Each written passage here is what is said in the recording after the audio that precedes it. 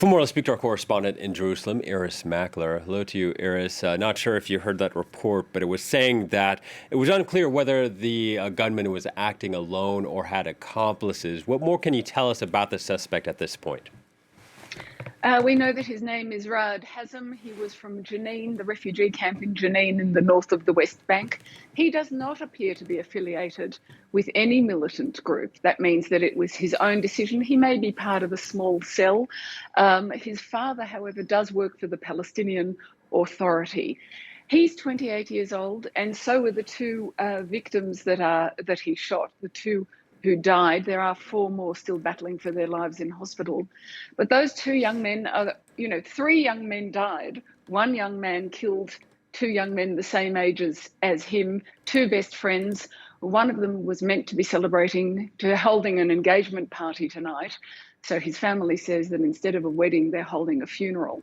But I think also the chaos in Tel Aviv, as well as that sad story, the chaos in Tel Aviv last night, while that manhunt went on, really had an impact on Israelis.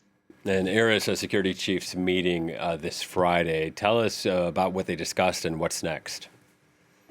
It's an interesting question. They didn't give us much detail because what Israel basically is now looking at, this young man, like the previous three attacks over the previous 3 weeks, they were all in 1 week, 2 weeks ago, they are all lone wolves or from small cells.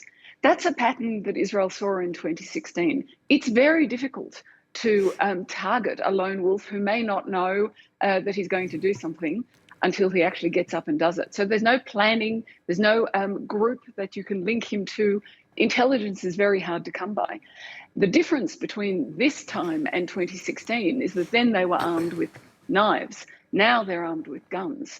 So that is a very big challenge for Israel's security services, and that's why I think there were not many details forthcoming. They have to actually go and figure out what to do about something that does look like a wave of attacks, gun attacks in central Israeli cities. All right, Irris, thank you very much. Irris Makler reporting from Jerusalem.